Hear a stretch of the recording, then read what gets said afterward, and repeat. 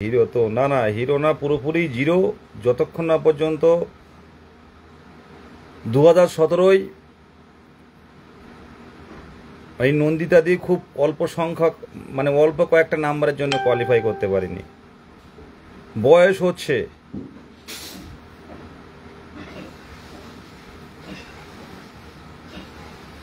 নিয়োগ হবে হবে করে 3 বছর পেরিয়ে গেছে। একদম একদম অপেক্ষায় আছি তো ওই দিনটার জন্য।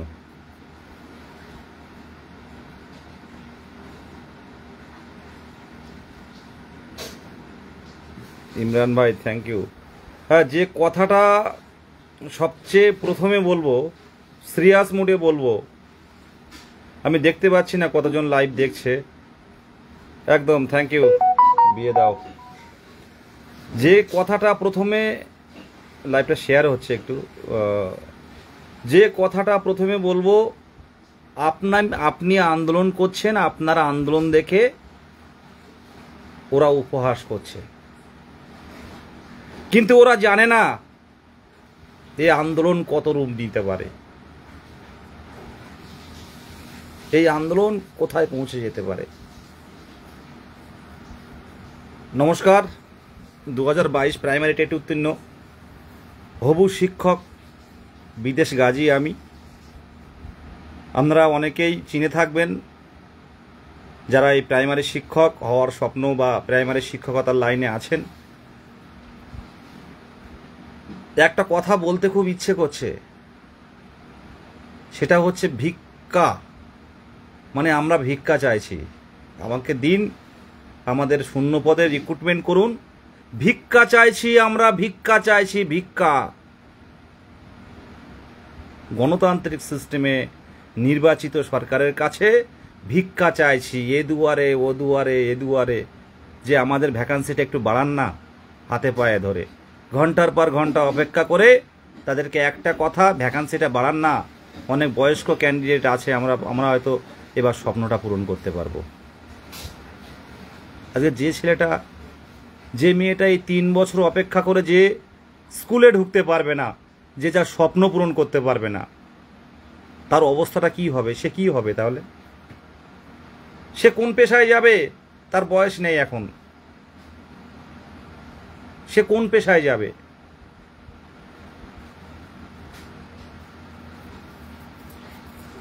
কেউ বলতে পারবেন এর উত্তর আছে? যে 3 বছর পড়াশুনো করলো, যারা টেট কোয়ালিফাইড হয়নি তারা অন্য পেশায় যেতে পারে, কিন্তু যারা টেট কোয়ালিফাইড, মানে আমার কয়েকজন বলছিলেন, কয়েকজন আধিকারিক বা কয়েকজন মানে ভালো উচ্চপদস্থ ব্যক্তি বলছিলেন যে নিটে অনেকে পাস করে, সবাই কি চাকরি পায়? এই কথাটা আমি অনেকবারই শুনেছি, কিন্তু আমার কথা ওয়েস্ট বেঙ্গলের টেট মানেই নিয়োগ। 2014 সালে ফার্স্ট 14 টেট 16 নিয়োগ, 48,000 নিয়োগ। সেই একই টেট থেকে 16,500 নিয়োগ 19-20 সালে। আবার 2022 সালে নিয়োগ হলো 14 টেট থেকে। তাই একটা টেট 3 বার সুযোগ পায়। আর যার ওএমআর নেই, যার কে পরীক্ষা দিয়েছে তার কোনো কিছুই নেই, সব ডিস্ট্রয় হয়ে গেছে, সেই টেট থেকে 48,000 আর 10 58 আর 6 কত, 58, 59, 60, 61, 62, 63, 64,000 নিয়োগ করেছে 2014 টেট থেকে। পরে 12,000 আমি অ্যাড করিনি। কি এত মধু ছিল বলতে পারেন? নিটের সাথে এর সাথে এক করলে হয়? রিভু মাহাতো বলছেন জেন জেড আন্দোলনের ডাক দাও। এটা কি আপনারা জানেন? এটা হচ্ছে এমন একটা গণ অভ্যুত্থান, এমন একটা গণদাবি, এমন একটা গণ আন্দোলন, একটা সরকারকে সারকার করে দিয়েছিল।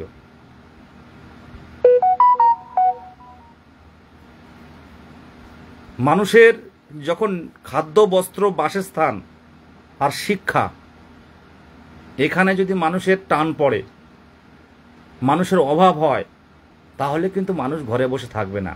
আজকে পুলিশ দিয়ে আটকাবেন, 100 জন আসবে, পরের দিন 1000 জন আসবে, পরের দিন 1 লাখ আসবে। তাদের উপর যদি পুলিশি অত্যাচার হয়, পরের দিন 1 লক্ষ নামবে। পারবেন আটকাতে? পারবেন? ইতিহাস সাক্ষী আছে। আজকে 50,000 শূন্যপদ দিলে কি ক্ষতি? এটা কেউ কারোর ব্যক্তিগত সম্পত্তি থেকে তাদের স্যালারি দেবে না। আজকে একটা স্কুল বন্ধ হয়ে গেলে এই সরকার মনে করুন 20 বছর পরে 30 বছর পরে এই সরকার থাক আর না থাক, তখন কি কেউ জবাবদিহি করতে পারবে যে এই স্কুলটা বন্ধ হলো কেন? কেউ বলতে পারবে? কেউ জবাবদিহি করে আজকের যিনি মুখ্যমন্ত্রী তিনি কি তার কাছে কেউ জিজ্ঞাসা করতে পারবে যে স্কুলগুলো বন্ধ করলেন কেন? আপনার এই 35 বছর কি 40 বছরে বা 22 বছরে কি 20 বছরে এতগুলো প্রাইমারি স্কুল বন্ধ হয়েছে? তথ্য তো সব থেকে আছে, দেখতে পাচ্ছি আমরা সবাই। সরকার সমস্ত রকম ট্যাক্স নিচ্ছে আমাদের কাছ থেকে, আমরা সমস্ত রকম ট্যাক্স বিভিন্ন রকমভাবে সরকারকে দিয়ে রাজস্ব দিচ্ছি, সরকার একটা সেগুলো চালাবে। তা না করে দান ধ্যান ভাতা এইসব করেই চলে যাচ্ছে। পাড়ায় পাড়ায় সমাধান কি দরকার? পাড়ায় পাড়ায় সমাধান, পাড়ায় পাড়ায় তো আলাদা ডিপার্টমেন্ট আছে, পঞ্চায়েত আছে, আলাদা আলাদা পৌরসভা রয়েছে, কাউন্সিলর রয়েছে, এগুলো হোক। কিন্তু নিয়োগের বেলায় কাঁচকলা কেন? আবারও বলছি, প্রকল্প নিয়ে কোনো কথা বলছি না, নিয়োগের বেলায় কাঁচকলা কেন? কেন ভিক্ষা চাইতে হবে দুয়ারে দুয়ারে? এখানে ওখানে ওখানে উনি বসেন, ওখানে গিয়ে হাতে পায়ে ধরতে হবে যে শূন্যপদটা বাড়ান, নাহলে আমরা পাবো না। ডিপিএসসি যদি শূন্যপদ, যে শূন্যপদ দিচ্ছে 75, 100, 200, 300, এই ভ্যাকান্সি যদি প্রাইমারিতে শুধু ডিপিএসসির উপর নির্ভর করে যদি প্রাইমারিতে নিয়োগ শুরু হয়, তাহলে ভাববেন 2022 স্টেট ম্যাক্সিমাম সব বঞ্চিত থেকে যাবে। আমরা ভেবেছিলাম হয়তো আগে ভ্যাকান্সি লিস্ট প্রকাশ করবে, আমার ব্যক্তিগতভাবে বলতে পারি যে ভ্যাকান্সি লিস্ট প্রকাশ করবে ওইভাবে না, ভ্যাকান্সি লিস্ট প্রকাশ করে মাঝখানে হয়তো ডিউরেশন রাখবে না, হয়তো সাথে সাথে রিক্রুটমেন্টটা শুরু করে দেবে দ্রুত গতিতে, যাতে ছাত্রছাত্রীরা রাস্তায় না নামতে পারে। কারণ 10,000 ভ্যাকান্সি দিক আর 11,000 ভ্যাকান্সি দিক, টিউশনি মাস্টারগুলোর যে বক্তব্য, আরে আপনি তো একটা ভ্যাকান্সির জন্য লড়াই করবেন, আপনার এত ভয় কিসের? টিউশনি মাস্টাররা, কিছু কিছু মাস্টার আছে, ম্যাক্সিমাম বলতে গেলে তারা এই আন্দোলন নিয়ে কোনো তাদের শুধু ব্যবসা, তাদের ব্যবসা কতজন ভর্তি হচ্ছে 2,000 2,500 টাকা করে নিয়ে ভর্তি হচ্ছে ইন্টারভিউয়ের জন্য, যে আপনি তো একটা, তারা আবার বলছে মাস্টাররা যে আপনি একটা ভ্যাকান্সির জন্য লড়াই করবেন, আপনি 20,000 হোক আর 10,000 হোক আর 5,000 হোক, সে ভেবে কি লাভ হবে?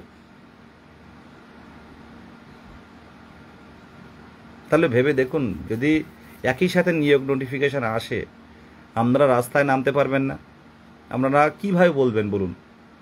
মাননীয় মুখ্যমন্ত্রীর কাছে আপনারা যেতে পারবেন না কোনোদিন, শিক্ষামন্ত্রীর কাছে কোনোদিন দেখা করবেন না, পরিষ্কারভাবে বলে দিয়েছেন বিকাশ ভবনে আমি দেখা করব না। আপনারা কি কার কাছে যাবেন বলুন? আজকে একটা নির্বাচিত সরকারের মুখ্যমন্ত্রী, একটা গণতান্ত্রিক পদ্ধতিতে নির্বাচিত সরকারের একটা শিক্ষামন্ত্রী, তাদের সাথে দেখা করতে পারবো না আমরা। ভাই এ কোন গণতন্ত্র? এটা কোন গণতন্ত্র? আপনারা বলুন না। সব ক্ষেত্রেই বলছি কোন গণতন্ত্র এটা? আমরা কথা বলতে পারবো না? 3 বছরে একবার মুখ্যমন্ত্রী দেখা পেতে পারি না? দেখা তারা পেয়েছিল যারা ওই তিলোত্তমার আন্দোলন করেছিল। আন্দোলনটা এই লেভেলের হওয়া চাই, আন্দোলনটা আন্দোলনের মতো হওয়া চাই। 500 জন, 1000 জন, 1,500 জন নামবেন, পুলিশ টানতে টানতে থানায় নিয়ে যাবে, কার হাত ভাঙলো পা ভাঙলো দেখবে না। পুলিশের কাজ করবে, পুলিশ আমাদের শত্রু নয়, তাদের যা অর্ডার দেবে তার ছেড়াই করবে। আমরা কি করতে পারি? সে আমাদের করাটা হচ্ছে না কেন? আমি চাকরি প্রার্থী মঞ্চের প্রত্যেকটা টেট উত্তীর্ণদের বলবো যে এই জায়গাটা তৈরি হচ্ছে কেন? 3 বছরে নিয়োগ হয়নি কেন? আপনারা কোনো আন্দোলন করতে পারছেন না, আন্দোলনটা সেই লেভেলের হচ্ছে না। 11 তারিখে কেন চলে আসলেন? বিধানসভার সামনে বসে থাকা ভালো ছিল। এরা এমনিতে শুনবে না, এরা এমনিতে শুনবে না। আজকে আপনার বাবা মায়ের চোখের জল, পরিবারের চোখের জল, পরিবারের দারিদ্রতা ওরা দেখবে না। ওরা সুখে আছে, সত্যি ওরা সুখে আছে। ওরা আমার তো তোরটা নেই, তোরটাই নেই, তেল লেগেছে। ওরা হচ্ছে আপনার বিষয়টা ওরা দেখবে না, আপনার দারিদ্রতা, আপনার যে রাতের কান্না, ওরা জিজ্ঞাসা করলেও হাসবে। ওরা এগুলো বুঝবে না, বুঝবে একদিন বুঝবে। এইভাবে যদি চলতে থাকে একদিন বুঝবে। অর্থমন্ত্রী দেখেছিলেন তো নেপালের অর্থমন্ত্রীর হাল কি করেছিল? কারা কারা দেখেছিলেন বলুন দেখি?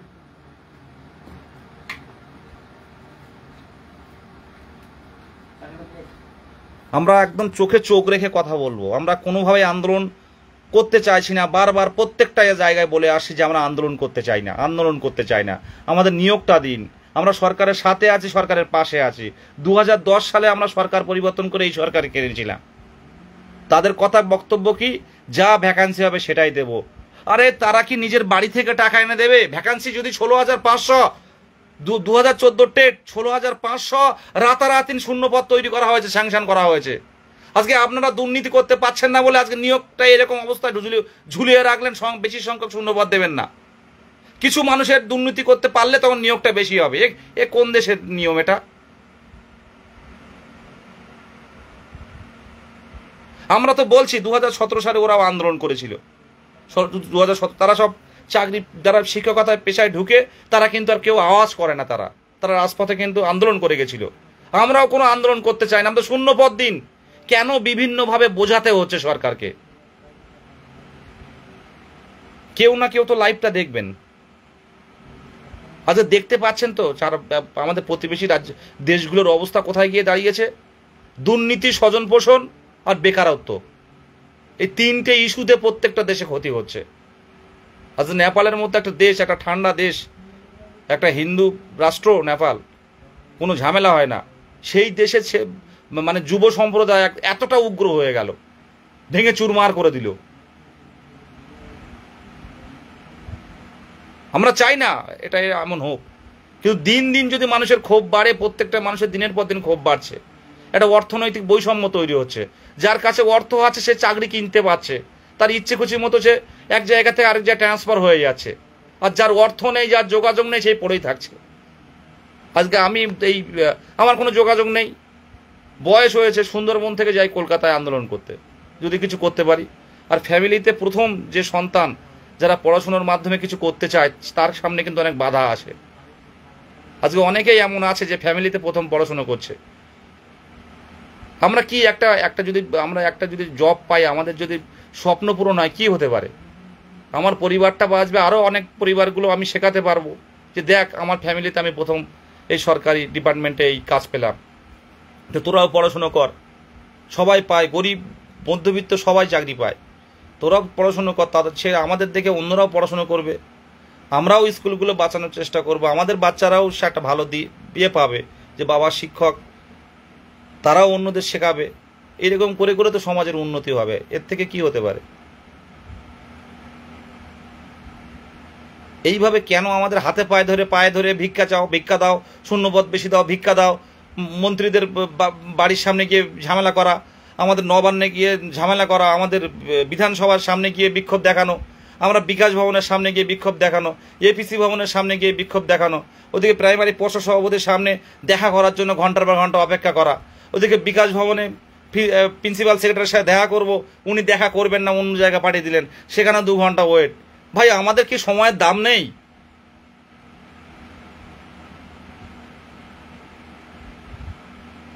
আমাদেরকে সময়ের দাম নেই? আমাদেরকে মা বাবা নেই? আমার ইচ্ছে হয় না একটা বিয়ে করতে, ইচ্ছে হয় না একটা সংসার পাততে, ইচ্ছে হয় না একটা সন্তান হবে তাকে মানুষ করব? ভালোভাবে বাঁচার অধিকার কি নেই আমাদের? তাহলে এইসব সমাজ, এই গণতন্ত্র কি হবে তাহলে যদি সেই ইচ্ছাটুকু পূরণ না হয়? আজকে আপনারা ভোটের বিনিময়ে ভোট করিয়ে দেওয়া হলো, আপনাদের ভোট দেওয়া হলো, আপনারা উপরে উঠে গেলেন, আপনারা হাজার হাজার সিকিউরিটি নিয়ে ঘুরে বেড়াচ্ছেন, আর আমরা কথা বলতে পারছি না। এ কোন গণতন্ত্র এটা? আজকে বিধানসভার সামনে গেল ওরা, বিধানসভার সামনে গেল অনেক বোনেরা, অনেক দিদিরা, অনেক হাত পা সব কেটে গেছে, পুলিশ টানতে টানতে ধরে নিয়ে গেল। এটা কি সমাধান? এটা কি সমাধান জিজ্ঞাসা করছি আমি। আজকে কোনো স্যালারি, যারা চাকরি করছে, কোনো স্যালারিকে সরকার, কোনো মন্ত্রী নিজের বাড়ি থেকে দেবে? আমরা অন্যদিকে কোটি কোটি টাকা ব্যয় করতে পারেন, কিন্তু স্কুলগুলো বন্ধ হচ্ছে, ওদিকে দেখার কোনো আপনাদের ইচ্ছে নেই। আবার বলবেন রাজনৈতিক নেতাদের মতো বক্তব্য হয়ে যাচ্ছে। সামনের দিনে শিক্ষিত মানুষকে রাজনীতিতে আসার দরকার আছে। আমি ব্যক্তিগতভাবে এই বয়সে এসে মনে করছি, 30 ওভার বয়স রয়েছে, যে রাজনীতিতে আসার দরকার আছে। শিক্ষিত মানুষ রাজনীতিতে আসার দরকার আছে, কারণ রাজনীতি, পলিটিক্সই সব নিয়ন্ত্রণ করছে। আপনারা হয়তো ভাবেন অনেকেই যে শিক্ষকতা বা অন্য পেশায় গেলে আর রাজনীতি করা যাবে না, কিন্তু সঠিক রাজনীতি করেছিল সুভাষচন্দ্র বোস, শরৎচন্দ্র, কাজী নজরুল ইসলাম। এই বসিরহাটে দাঁড়িয়েছিল এক সময় মুসলিম লীগ থেকে, তাদের জীবনী অনেক পড়েছি। রাজনীতিতে আসার দরকার। রাজনীতি সব কিছু নিয়ন্ত্রণ করে। আজকে যে প্রধানটা পাড়ার প্রধানটার কাছে জানতো, সই করতে গিয়ে কলম ভেঙে যাবে, কিন্তু সে জ্ঞান দিতে ছাড়বে না, সে অর্ডার মানে না কোনো।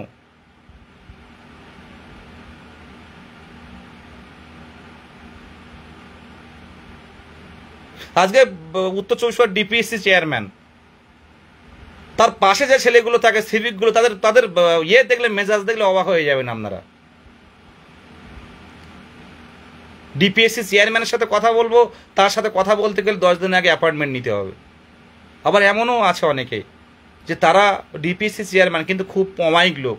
এই পূর্ব মেদিনীপুরের হাবিবুল স্যার, কাল দেখা করলাম, এত ভালো মানুষ বলার মতো নয়। অন্যরা তো ক্যামেরায় ছবি তুলতেই দেয় না, উনি বলছেন তুলুন, অসুবিধা কি আছে। আজকে আলিপুরদুয়ার না জলপাইগুড়ি ডিপিএসসি চেয়ারম্যান, সবাই ছবি তুলে শেয়ার করছে। নদিয়ার ডিপিএসসি চেয়ারম্যান ছবি তুলছে। ভালো মানুষ আছে, পৃথিবীর থেকে ভালো মানুষ উদাও হয়নি, ভালো অফিসারও আছে। তারা বলতে পারে না, ভ্যাকান্সির বিষয়টা সবসময় বলতে পারে না। আজকে 50,000 শূন্যপদ দাবিটা কি অবৈধ? আপনারা যারা লাইভ দেখছেন তারাই বলুন। সেপ্টেম্বর 2017 সালে প্রাইমারি টেট নোটিফিকেশন হয়েছিল। সেই টেট এই 21-22 সালে গিয়ে টেট হলো, কিন্তু নতুনরা ওই টেটে অংশগ্রহণ করতে পারেনি। খাতা কলমে ধরে নিতে পারেন 2017 সালের প্রাইমারি টেট, তার দীর্ঘ 5 বছর 17, 18, 19, 20, 21 এবং 22 ডিসেম্বর মাসে টেট হলো। ভালো করে এই 5 বছর নতুনরা, এই 18-20 সেশনের ডিএলএডরা, তারা কিন্তু অংশগ্রহণ করতে পারেনি টেটে 2017 সালে। তার দীর্ঘ 5 বছর পর 2022 সালের প্রাইমারি টেট হলো ডিসেম্বর মাসে। রেজাল্ট দ্রুত পাবলিশ করা হলো 2023 সালের 10 ফেব্রুয়ারি, এবং জানানো হলো প্রাইমারি পর্ষদ থেকে যে বছরে ন্যূনতম 2বার নিয়োগ হবে, কোনো টেট পাস বসে থাকবে না। 2023 সালের 10 ফেব্রুয়ারি, 23 সালটা ফুল গেল, 24 সালটা ফুল গেল, এই 25 সালটা ফুল হতে গেল। আমাদের সকলের নিয়োগ তো দূরের কথা, কেউ বসে থাকবে না তো দূরের কথা, আমরা ইন্টারভিউ অংশগ্রহণ করতে পারিনি। এই বঞ্চনা, এই অবহেলা যদি আপনাদের মনে হয়, আমি বলতে পারি যে 30,000 যদি ডিএলএড থাকে, 30,000ই পথে নামতে হবে। 30,000 যদি ডিএলএড থাকে, 30,000 ডিএলএড পথে নামতে হবে। কে হাসলো, কে আপনাকে উপহাস করলো, সেটা দেখার প্রয়োজন নেই। সাধারণ চাকরি প্রার্থীরা দিয়েছে ডাক, 22 স্টেট নিয়োগ পাক, 50,000 ভ্যাকান্সি পাক। ঘুরিয়ে দাও।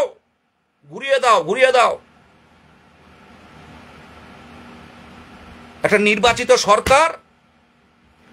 নির্বাচিত সরকার পুরো উদাসীন। যা ভ্যাকান্সি হবে সেই ভ্যাকান্সি তো হবে না, 50,000 ভ্যাকান্সি চাই, প্রত্যেকের নিয়োগ চাই। কারণ বছরে 2বার নিয়োগ হলে আমরা 6টা নিয়োগ পেতাম, তখন কেউ বসে থাকতো না।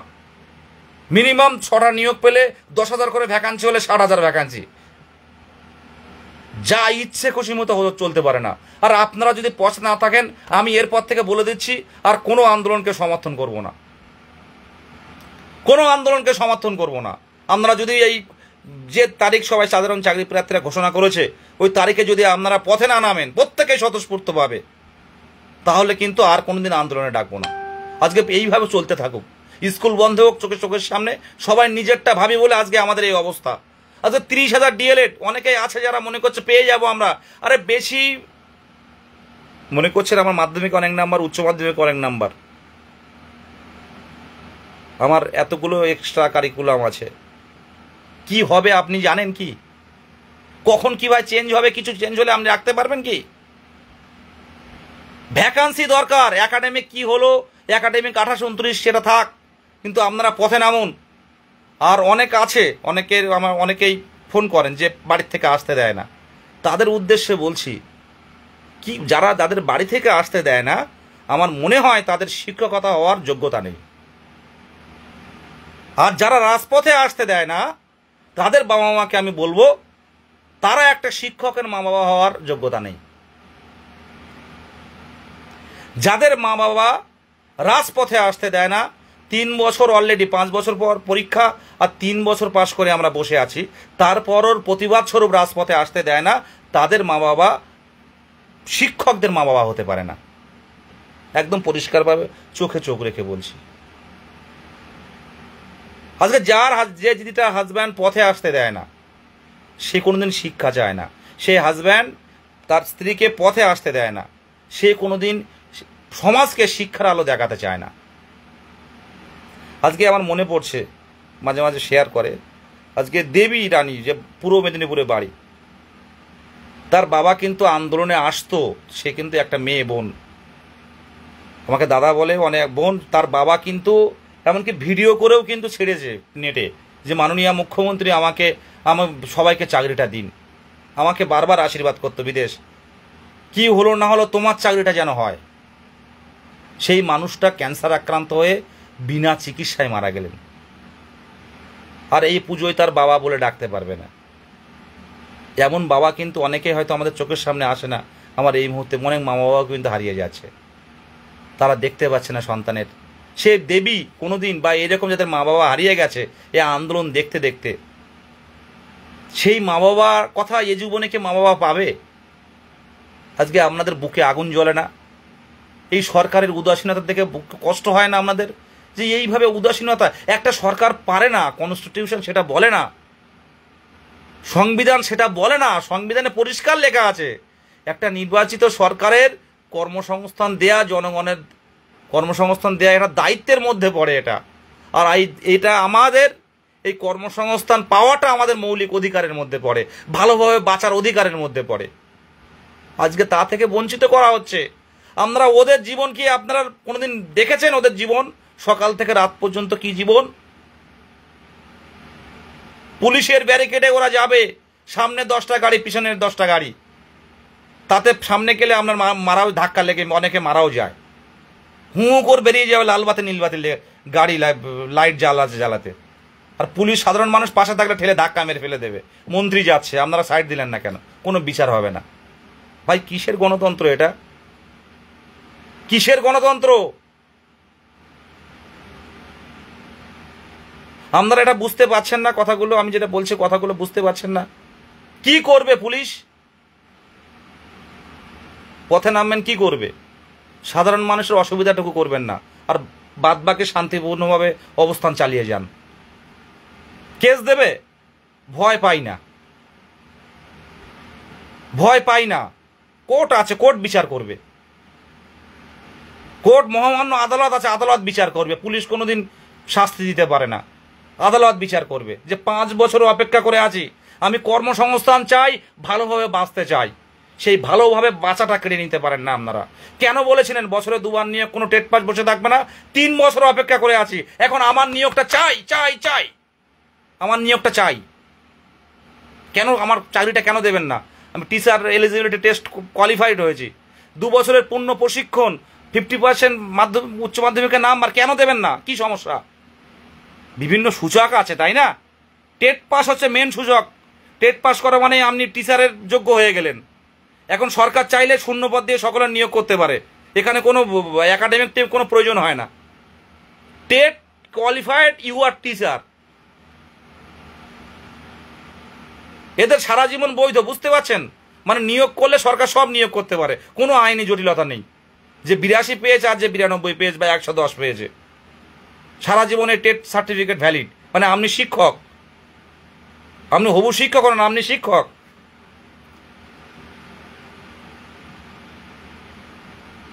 মন্ত্রীগুলো যায় একটু দেখবেন, গ্রাম অঞ্চল দিয়ে যখন যাবে, ধুলো উড়িয়ে 4-5টা গাড়ি, সে গাড়িগুলো বাজনা অন্যরকম, শব্দ সাউন্ড অন্যরকম, পিছনে যে গাড়িগুলো যাবে তাদেরও অন্যরকম। আপনি যাবেন, আপনি দাঁড়িয়ে পড়তে হবে যখন মন্ত্রীর গাড়িগুলো যাবে।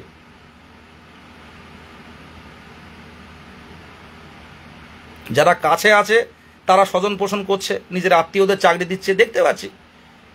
শুধু এই সরকারই না, যেখানে মুখ্যমন্ত্রী ডাইরেক্ট বলছেন যে কোনো নিয়োগের ক্ষেত্রে কম বেশি হবে, এরকম হোক, অসুবিধা নেই, কিন্তু বড় নিয়োগটা দিন। যারা ম্যাক্সিমাম ক্যান্ডিডেট, যারা যোগ্যতার ভিত্তিতে যারা এখনো পর্যন্ত মানে অপেক্ষায়, তাদেরকে নিয়োগটা দিন। এভাবে বলা যায় না অনেক কথা, যে এইভাবে সম্ভব 1 জন 2 জন ওইভাবে ঢুকবে। মুখ্যমন্ত্রী যেটা বলছেন 1 লক্ষ শূন্যপদ, সেটা কমে এখন এসছে 21,000। প্রত্যেকের উদ্দেশ্যে বলছে, এই লাইভ দেখে যদি ইচ্ছে হয় প্রত্যেকে 10 জন করে পথে নামুন, প্রত্যেকে বাবা মাকে নিয়ে আসুন, বন্ধু বান্ধবকে নিয়ে আসুন, আপনার আত্মীয় স্বজনকে নিয়ে আসুন, প্রত্যেকে আত্মীয় স্বজনকে আজকে তৈরি থাকুন, 10-15 জন করে নিয়ে আসুন। আজকে সবাই একসাথে নামবো, কেউ পিছবে না। আর মুখে যেন আওয়াজটা থাকে, চোখে চোখ রেখে কথা বলাটা থাকে। প্রত্যেকের উদ্দেশ্যে বলছি, চোখে চোখ রেখে কথাটা যেন থাকে। ওই বিধানসভা অভিযানের মতো অভিযান হবে, একটা কথা বলে দিলাম। আজ কারোর যদি কোনো ক্ষয়ক্ষতি হয়, এর দায়িত্ব প্রশাসনকে নিতে হবে। একদম পরিষ্কার জানাচ্ছি, একদম পুরো সোশ্যাল মিডিয়াতে।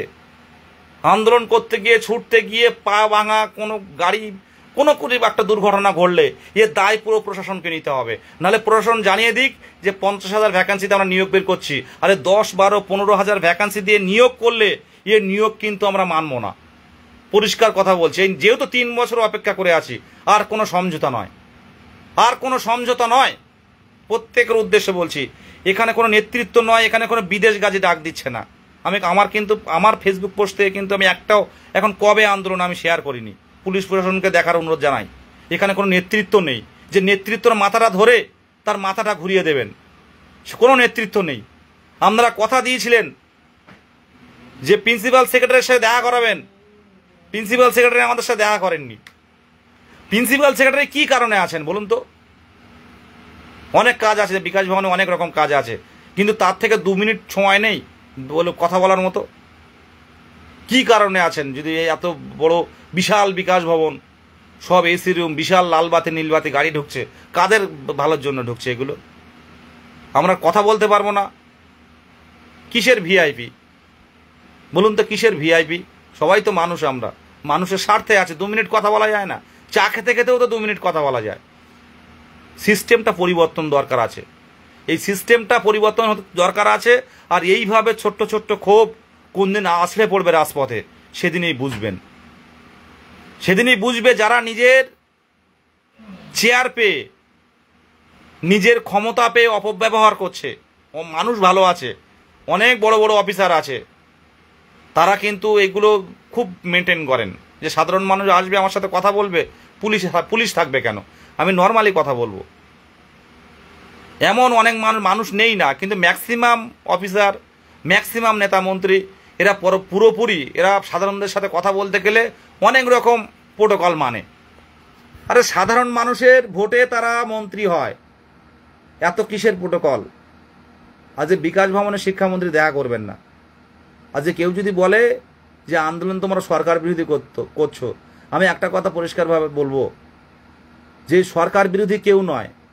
এই সরকার প্রত্যেকেই, যারা এই টেট উত্তীর্ণ আছে, প্রত্যেকেই কিন্তু ভোটের মাধ্যমে এই সরকার নির্বাচিত করে। প্রত্যেকেই 2010 সালে আর একটা সরকারকে উৎখাত করে, বাম সরকারকে উৎখাত করে এই মুখ্যমন্ত্রী কেড়েছিলেন। আর আন্দোলনের কথা কেউ যদি বলেন, আন্দোলনটা কিভাবে রাজপথে হচ্ছে, আবারও আমি বলছি, তখন ফার্স্ট ইয়ারে পড়ি, এই একটা সরকার ছিল, ছাত্র হিসাবে মুখ্যমন্ত্রীর পরিবর্তন, মানে তখন নেত্রী মমতা ব্যানার্জি পথে নেমেছিল, আইন অমান্য করছিল কলকাতায়। সেই আইন অমান্যে কিন্তু আমিও গেছিলাম। আবারও বলছি, যারা বলে না যে বিরোধিতা করে কাজ করছে, সেই আইন অমান্যে আমিও গেছিলাম। আমি কোনো রাজনীতি করতে যাইনি, আমি একটা ছাত্র হিসাবে গেছিলাম, নিয়েও গেছিল বলে। সেখানে মুখ্যমন্ত্রী, আজকের নেত্রী, মুখ্যমন্ত্রী সেদিনের নেত্রী, প্রেসিডেন্সি জেলে ছিলাম, সেদিনও কিন্তু আইন অমান্য হয়েছিল। আজকের মুখ্যমন্ত্রী মাননীয় মমতা ব্যানার্জি মহাশয়ের সাথে সেদিনের নেত্রী 2010-11 নাগাদ লাস্ট মুখ্যমন্ত্রীর আন্দোলনে আমি কিন্তু ছিলাম এবং প্রেসিডেন্সি জেলে ছিলাম। আমি কিন্তু রাজনীতি করি না, শুধু একটা পরিবর্তন চেয়েছিলাম। টানা একটা সরকার থাকবে, শুধু একটা সরকারের পরিবর্তন চেয়েছিলাম। তাই 2010-11 নাগাদ আজকের মুখ্যমন্ত্রী সেদিনের নেত্রী, ওনার সাথে প্রেসিডেন্সি ছেলে পুলিশ অ্যারেস্ট করে নিয়ে গেছিল একটা বাসে করে। এরপরেও বলছে সিঙ্গুরে গেছিলাম, মুখ্যমন্ত্রীর ওখানে মানে অনশনে পরিবর্তন চেয়েছিলাম। এই পরিবর্তন চাইনি আমরা। আজকে সোশ্যাল মিডিয়াতে পরিষ্কার বলছি, মুখ্যমন্ত্রী, আজকের মুখ্যমন্ত্রী সেদিনের নেত্রী, ওনার সাথে দু জায়গায় দুদিন কর্মসূচিতে গেছি, আন্দোলনটা সামনে থেকে দেখেছি। তাই পুলিশ প্রশাসনকে বলবো, চোখ রাঙাতে আসবেন না, ভয় দেখাতে আসবেন না, আর আইনের ভয় দেখাতে আসবেন না। যদি পারেন মুখ্যমন্ত্রীর সাথে দেখা করান, আমরা পরিষ্কার শান্তভাবে কোনো আন্দোলন করব না, সোশ্যাল মিডিয়াতে একটা কথা লিখবো না, কটু কথা লিখবো না। মুখ্যমন্ত্রীর সাথে দেখা করান আমাদের বিষয়টা। আমাদের দাবিগুলো 50,000 দাবি, একটু কম বেশি হয়, ও অসুবিধা নেই, কিন্তু সেটা দিই। আমরা স্কুলে ঢুকি, আর কোনো আন্দোলন কিচ্ছু করবো না, কোনো পোস্ট করবো না, ফেসবুক থাকবে না। বাড়ির সংসারে খুব অভাব বা দারিদ্রতা রয়েছে, বনে জঙ্গলে মাছ কাঁকড়া ধরে, এটা অনেকের, প্রত্যেকেই কাজ করে এটা বাড়িতে। আমার বাবা বনে জঙ্গলে যায়, এক চোখ অন্ধ, এক চোখে দেখতে পায় না, বনের গিয়ে ওটা লেগেছে। তারপরেও তার এখনো এই 60, 65, 70 বছর বয়স, এখনো কাজ করছে। সে বলে কি জানেন বাবা, এই আসতে বল, বাবা বলে যে তোর কাজটা হয়ে গেলে আর এ করবো না, আর এই জঙ্গলে যাব না। এখনো জঙ্গলে বাঘের ভয়, প্রচুর বাঘ, এখন ডাঙায় উঠতে পারে না, সে অবস্থায় কাঁকড়া ধরেন, সে অবস্থায় মধু কাটতে যান, সে অবস্থায় মাছ ধরতে যান, যে তোর কাজটা হয়ে গেলে, আর তোর চাকরিটা হয়ে গেলে আর জঙ্গলে যাব না। কিন্তু এই করে করে বাবার বয়স 70-এর কাছাকাছি হয়ে গেল। সবাই যদি বলেন যে অন্যদিকে গেলেন না কেন, বা শুধু প্রাইমারির চাকরি, সরকারি চাকরির অপেক্ষায় থাকলে হয়? একটা কথা বলে, একটা প্যাশান থাকে সব কাজের মধ্যে, শুধু টাকা নয়, একটা প্যাশান থাকে। আমরা গ্রামের ছেলেরা ম্যাক্সিমামই সবাই শিক্ষক হওয়ার স্বপ্ন দেখি। এখানে 30-35 হাজার টাকাটা ফ্যাক্টর না, একটা প্যাশান থাকে, যে ছোট্ট ছোট্ট বাচ্চাদের, তাদেরকে সুন্দরভাবে গড়ে তোলা, আগামী দিনে তারাই বড় হবে, হয়ে বলবে স্যার এইখানে আমি এখানে এ করি, বা এইখানে আমি জব করি, বা এইরকম একটা ভালো জায়গায় গেছি, এগুলো কিন্তু বলবে। তখন এর মতো শান্তি আর কিছু হতে পারে না। কেন আমাদের নামতে হবে রাজপথে? বারবার বলছি, মুখ্যমন্ত্রীর যে উদাসীনতা, শিক্ষামন্ত্রীর যে উদাসীনতা, তার কারণেই কিন্তু আমাদের ভুগতে হচ্ছে। দেখুন, আজকে আমরা জেলায় জেলায় যান, যদি জেলার ছেলেরা জেলার আন্দোলন গড়ে তোলে, সেটা একটা খারাপ পরিস্থিতি তৈরি হবে না? হবে কিনা? একটা খারাপ পরিস্থিতি তৈরি হবে কিনা? বর্ধমানে গেলেন আপনি, মুখ্যমন্ত্রী মাননীয়া, বর্ধমানে গেলেন, 3টে চাকরি প্রার্থী, 2জন সংখ্যালঘু ছিল, তার মধ্যে 2জন সংখ্যালঘু মেয়ে ছিল। তারা কিন্তু আপনার বক্তৃতা থামিয়ে বলেছিল যে ম্যাডাম আমাদের নিয়োগ দিন। ম্যাডাম কিন্তু তাদের কথা শোনেনি, বরং পুলিশকে অর্ডার দিল যে এখানে ব্যারিকেড বাড়াও, আর সাংবাদিকদের বলছে যে আপনার ছবি তোলার দরকার হলে আপনারা আগে তুলেননি কেন? ম্যাডাম, ছবি তুলতে আমরা যাইনি ম্যাডাম। ম্যাডাম, এত হতে পারে না ম্যাডাম। 2010 সালের নাগাদ যে ম্যাডাম আপনি ছিলেন, সেই ম্যাডাম কিন্তু এখন নেই আপনি। এটা চলতে পারে না ম্যাডাম। আমাদের প্রতিরোধ গড়ে তুলে আটকাতে পারবেন না ম্যাডাম, পুলিশ প্রশাসন দিয়ে আটকাতে পারবেন না ম্যাডাম। যদি প্রতিরোধ গড়ে তুলি, আপনি জেলায় জেলায় যাবেন, জেলায় জেলায় যদি আমরা 2-10 হাজার ঢুকে যাই জেলায় জেলায়, ম্যাডাম আমাদের চাকরির দাবিতে যদি ঢুকে যায় ম্যাডাম, ম্যাডাম কোনো অনুষ্ঠান করতে পারবেন না ম্যাডাম, কোনো অনুষ্ঠান করতে পারবেন না। মানুষ আগে, মানুষের বাইরে কিছু নেই। আপনি স্টেজে যত কথা বলবেন, তার প্রত্যেকটা কথায় একটাই মিনিং, যে মানুষের জন্য আমি এই করছি, ওই করছি, তাই করছি, এই দিচ্ছি, তাই দিচ্ছি, এর বাইরে কোনো কিছু নেই ম্যাডাম। ম্যাডাম, অর্থনৈতিক বৈষম্য কেন হচ্ছে ম্যাডাম? ম্যাডাম, স্বজন পোষণ কেন হচ্ছে ম্যাডাম? ম্যাডাম, বেকারত্ব কেন বাড়ছে ম্যাডাম? ম্যাডাম, দুর্নীতি কেন হচ্ছে ম্যাডাম? অযোগ্যরা কারা ম্যাডাম? ম্যাডাম, এগুলো উত্তর পাবো ম্যাডাম? আমি 1000 পাচ্ছি, মানে লক্ষ্মীর ভান্ডার মা পাচ্ছে ম্যাডাম, খুব ভালো প্রকল্প। কন্যাশ্রী, মারা গেলে একটা সমব্যথী বলে একটা আছে, তো এইরকম অনেক প্রকল্প আছে ম্যাডাম, সব ঠিক আছে ম্যাডাম। কিন্তু স্কুল বন্ধ হচ্ছে কেন ম্যাডাম? এই 2215টা প্রাইমারি স্কুল শিক্ষক শূন্য বা একজন শিক্ষক নিয়ে চালানো হচ্ছে ম্যাডাম, হচ্ছে কেন ম্যাডাম এটা? ম্যাডাম, আপনার আমলে এই যে 10-15 বছরে কটা প্রাইমারি স্কুল নতুনভাবে তৈরি হয়েছে ম্যাডাম? বলতে পারেন ম্যাডাম? পারবেন না, উত্তর দিতে পারবেন না, উত্তর দিতে পারবেন না। 2017 প্রাইমারি টেট, তার দীর্ঘ 5 বছর নতুনরা কোনো প্রাইমারি টেট দিতে পারেনি। 2022 সালের ডিসেম্বর মানে টেট হলো, তা সেই টেটের এখনো নিয়োগ পায়নি। উপরন্ত 23 সালে আপনারা একটা টেট নিলেন। লজ্জা থাকা দরকার এগুলো। হ্যাঁ, একটু ওয়েট কর, লজ্জা থাকা দরকার। যাদের ইন্ধনে এগুলো তৈরি হচ্ছে, লজ্জা থাকা দরকার আছে। আজকে জানি আমার উপর অনেক প্রেশার আসবে, কিন্তু ভয় পাই না। লড়াইটা কিন্তু যতদিন বাঁচবো করে যাব, যদি নিজের অধিকার না ফিরিয়ে পাই। অধিকার ছিনিয়ে যেদিন অধিকার পাবো, যেদিন এই প্রতিবন্ধীরা অধিকার পাবে যারা রাজপথে আন্দোলন করছে, সেদিন এই আন্দোলন সমাপ্ত হবে। আর আপনারা ভাবছেন যে 10-15 হাজার ভ্যাকান্সি দিয়ে এই আন্দোলনটাকে দমিয়ে দেবো, কেউ আর রাজপথে নামবে না, ভুল হবে। আমরা অনেক আন্দোলন দেখেছেন, চাকরি হারাদের আন্দোলন দেখেছেন, আজকেও বোধহয় একটা আন্দোলন হয়েছে, মিছিল করতে দিয়েছে পুলিশ বিধাননগরে বিকাশ ভবনের সামনে। আর আমরা গেলে ভয়, আমরা গেলে 22 স্টেট পথে নামলে পুলিশ অ্যাক্টিভ হয়ে যায় যে 22 স্টেট নামছে। কেন? পুলিশ প্রশাসন জানে যে এদের খিদেটা শেষ পর্যায়ে চলে গেছে, এদের ধরে রাখা যাবে না। সেই এসপ্লানেড থেকে রাসমণি হয়ে ধর্মতলা হয়ে হাইকোর্টের মেন রাস্তা রেড রোডের পাশ দিয়ে আকাশবাণী ভবনের সামনে দিয়ে পুলিশ ব্যারিকেড দিচ্ছে, হবু শিক্ষকরা সেই ব্যারিকেড লাথি মেরে সরিয়ে দিচ্ছে, সরসর করে সেই ব্যারিকেড সরে যাচ্ছে অন্যদিকে। পুলিশ বাঁধতে পারেনি, তার আগে ঢুকে গেছে। কি জানেন এত মাইল কেন ছুটলো? প্রত্যেকের খিদে আছে, জেদ আছে, জোশ আছে ভিতরে, প্রত্যেকের খিদে ছিল। যারা ওদিন রাজপথে নেমেছিল আপনাদের সামনে তুলে ধরি, আপনাদের এই লাইভ দেখলে অনেকের রাগ হবে। যারা রাজপথে গেছিল ম্যাক্সিমাম যে চাকরি প্রার্থী মহিলা শিক্ষিকা, তারা কোনোদিন আন্দোলনে আসেনি, তারাই প্রথম এলো। অনেকের সাথে কথা হলো, প্রথম এলো তারা এই রাজপথে। এবং দাদা বলছে দেয়ালে পিঠ থেকে গেছে। মাননীয় মুখ্যমন্ত্রীর ওর ভরসা করেছিলাম 2022 সালের 29 সেপ্টেম্বর থেকে, ও ভরসা করে করে করে করে করে করে আজকে 2025 সালের 29 সেপ্টেম্বর। দাদা আমরা নিয়োগ পাইনি, তাই আমরা চলে এসেছি। বাড়িতে বারণ করেছিল, কিন্তু বাড়ির কথা শুনিনি। ভাবতে পারছেন? ভাবুন তো, বিধানসভার মধ্যে একটা হাই সিকিউরিটি জোন, সেখানে ঢুকে যাচ্ছে। আজকে ছেলেগুলো যদি আমি না আটকাতাম ব্যক্তিগতভাবে, আজকে যদি বিধানসভার গেট খোলা ছিল, যদি ভিতরে ঢুকে ওরা অনশন করতো, কি করতেন বলুন? কিন্তু একটা কথা ভাববেন, হবু শিক্ষক কোনো বিশৃঙ্খল করা, সরকারকে বিড়ম্বনা ফেলা, এটা আমাদের কাজ না। বিরোধীদের সহযোগিতা করে দেয়া, এটা কিন্তু আমাদের কাজ না। এটা আমি প্রত্যেকের উদ্দেশ্যে, এটা কিন্তু আমাদের কাজ না। কিন্তু দিন দিন যত বঞ্চিত হচ্ছে দেখবেন, দিন দিন ক্ষোভ বাড়ছে, রাজপথে কিন্তু আছড়ে পড়বে। পরিস্থিতি ভালো না। আর এখন কোনো আন্দোলন করতে পুলিশরা আগে বলে যেদের মাথাকে ধর, সেই মাথা কিন্তু কোনো নেতৃত্বে নেই। আজ পর্যন্ত কিন্তু আমি কোনো পোস্ট করিনি।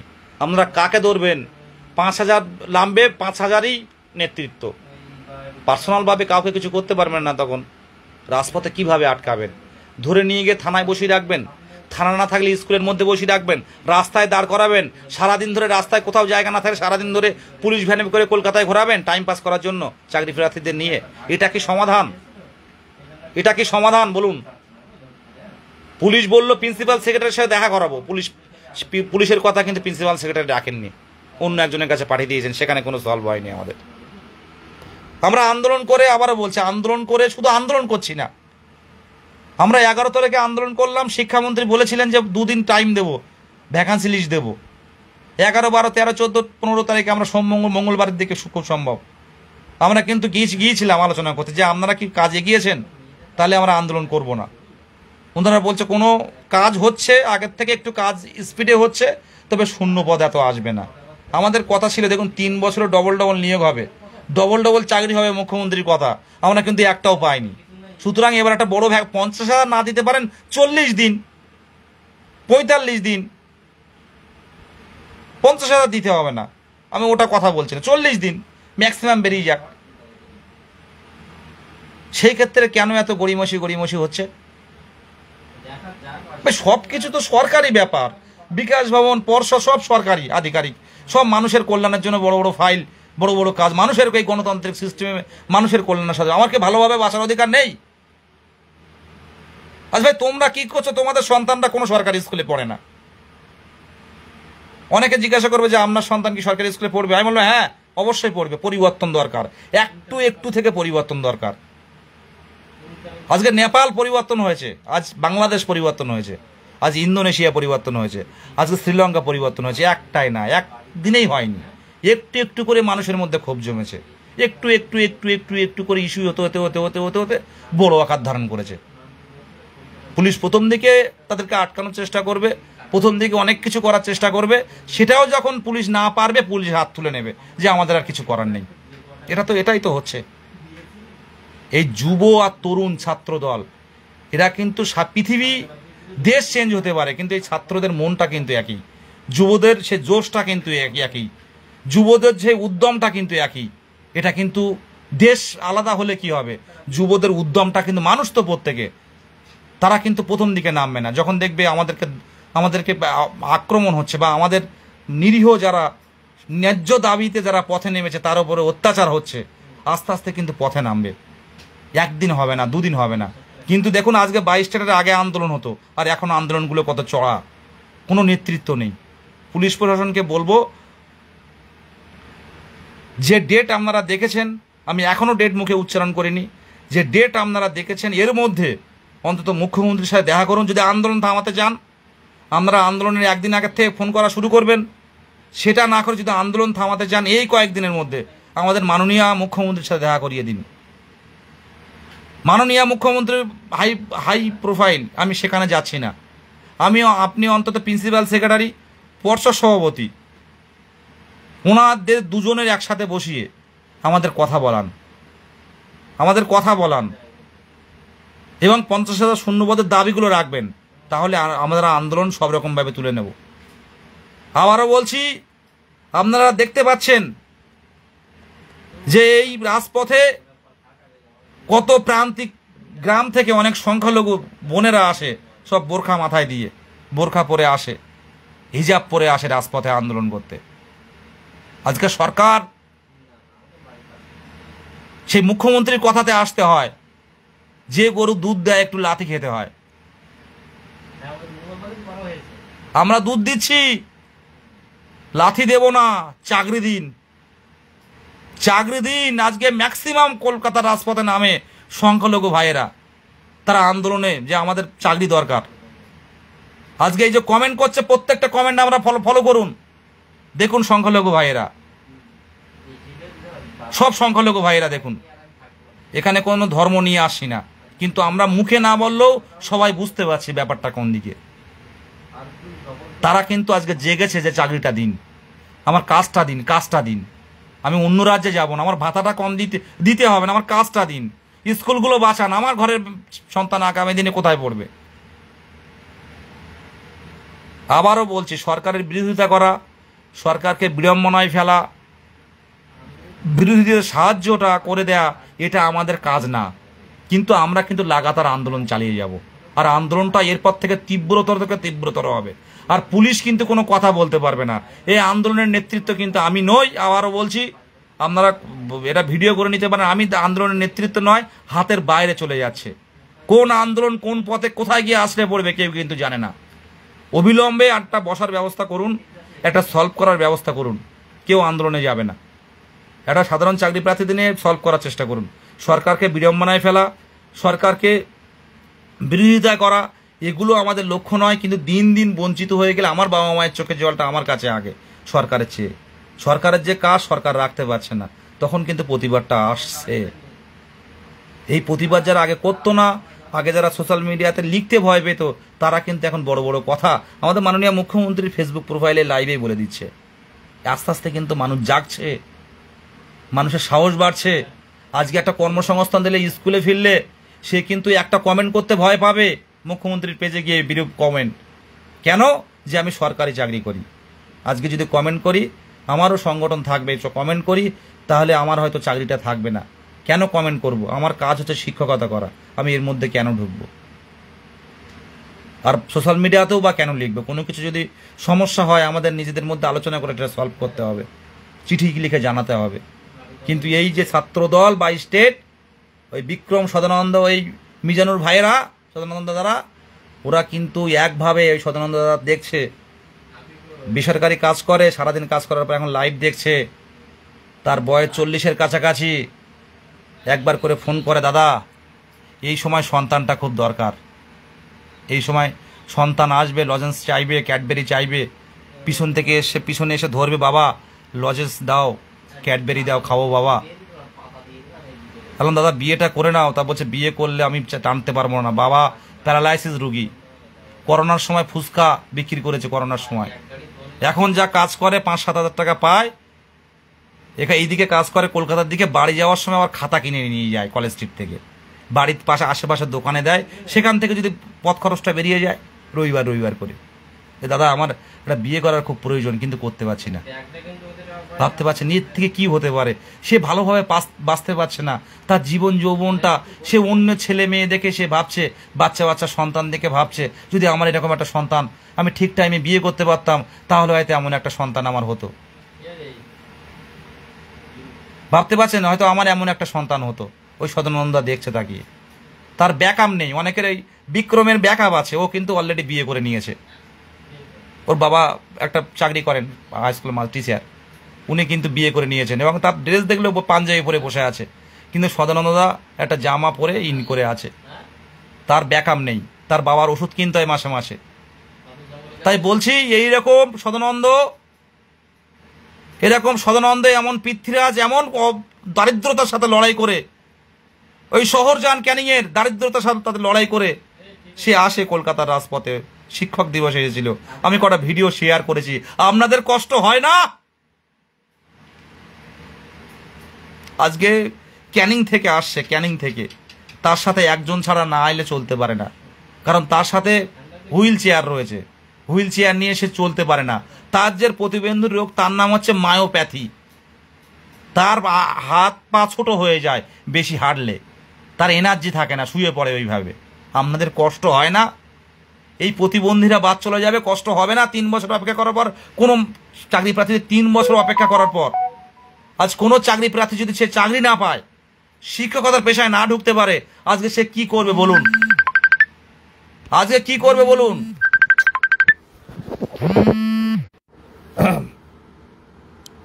আজকে যে চাকরি প্রার্থীরা 3 বছর পর, আমার সারাদিন ধরে এত ফোন আসে, অনেকেরই ফোন রিসিভ করতে পারে না, আমি নিজে দুঃখিত, কিচ্ছু করার নেই।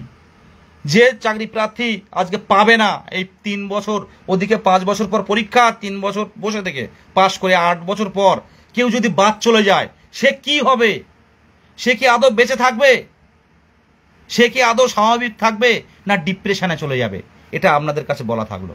এই বলে আমি লাইভ শেষ করছি। কেন 50,000 দরকার? আজকে 5 বছর পর পরীক্ষা, পাশ করে 3 বছর পেরিয়ে গেছে।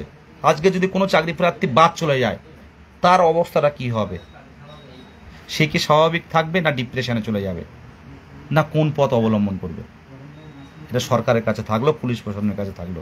আর পুলিশ প্রশাসনের কাছে শেষ কথা বলবো, সুযোগ করে দিন। বিধানসভায় অভিযানে অনেক পুলিশ অফিসার আমাদের সুযোগ করে দিয়েছিল যে আপনারা বসুন, ন্যায্য দাবি।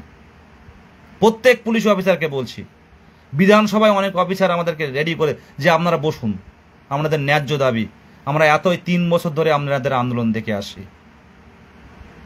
অনেক পুলিশ অফিসার বলছে আপনাদের ন্যায্য দাবি, আমার সন্তানও আপনাদের মধ্যে আছে। অনেক পুলিশ অফিসার বলছে আমার সন্তানও আপনাদের মধ্যে আছে, আপনাদের ন্যায্য দাবি, আন্দোলন চালিয়ে যান। আর মন্ত্রীদের সামনে তারা কিন্তু স্যালুট ঠোকে, কিন্তু পিছনে কিন্তু এই কথাটাই বলে যে ন্যায্য দাবি, এখান থেকে ফিরবেন না।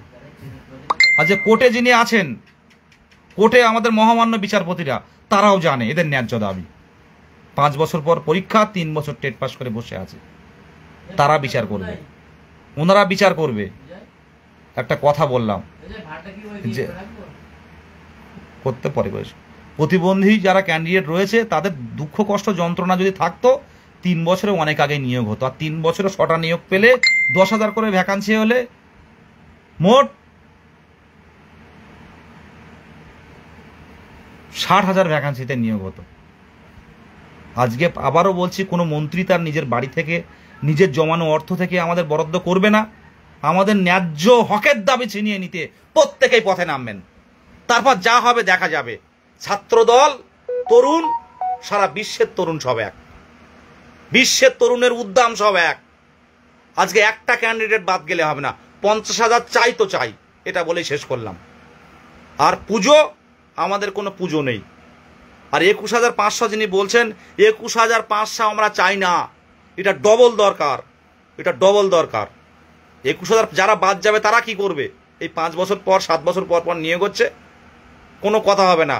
আমাদের পরিষ্কারভাবে বলছি, এই যে এত লাইভ করছি, এত চিৎকার চেঁচামেচি করছি, এত রাগ দেখাচ্ছি, আমাদের নিয়োগ দিন, স্কুলে ফিরি, আমরা কোনো আওয়াজ করব না। আজকে যে চাকরি হারাদের আপনারা দেখতে পাচ্ছেন, এরা কোনোদিন কিন্তু মাইকে বলতো না, এরা এখন বলছে। ওরা কিন্তু কোনোদিন কেউ চিনতও না। যে চাকরি হারাটা আমরা দেখি বিভিন্ন মিডিয়ায়, তাদের কেউ চিনতো না, তারা কিন্তু শিক্ষকতা করতো। আজকে তারা রাজপথে আন্দোলন করছে ন্যায্য দাবিতে। আমরাও চাকরি পেয়ে গেলে, আমরাও শিক্ষকতায় যোগদান করলে আমরাও কোনো আন্দোলন করব না।